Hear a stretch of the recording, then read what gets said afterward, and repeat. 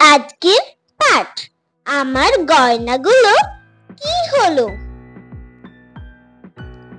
শ্রী রামকৃষ্ণের মা চন্দ্রা দেবী বৌমা শারদাকে খুব আদর করে ঘরে তুললেন।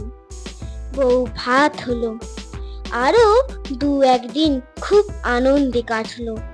কিন্তু তারপরই চন্দ্রা দেবীর মন দারুণ দুঃখে ভরে উঠল।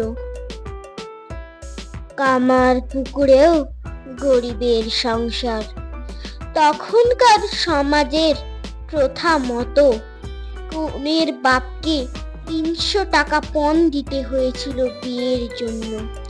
এই টাকাটা কোনো রূপে জোগাড় করা গিয়েছিল, কিন্তু বৌমাকে সাজিয়ে আনতে হবে। গয়না কেনার টাকা কোথায় পাবেন?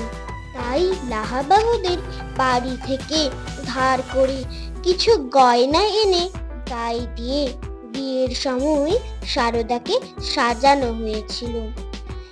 এখন সেগুলি ফেরত দিতে হবে।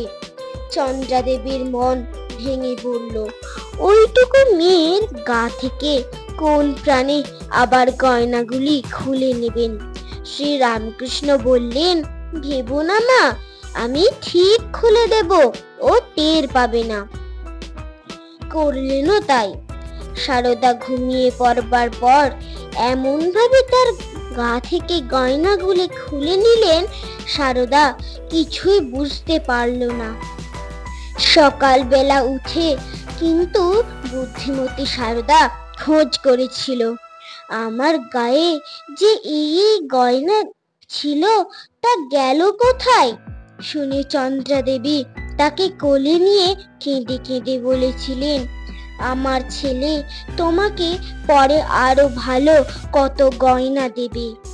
সত্যি শ্রী রামকৃষ্ণ শারদা দেবীকে পরে অনেক গয়না গড়িয়ে দিয়েছিলেন।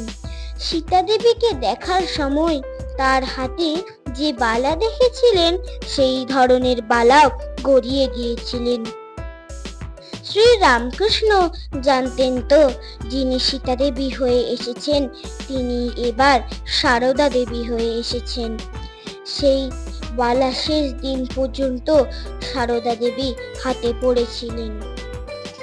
24-এ পড়েছে যবে রামকৃষ্ণ সনে, শারদার বিয়ে হলো বৈশাখ লগনে।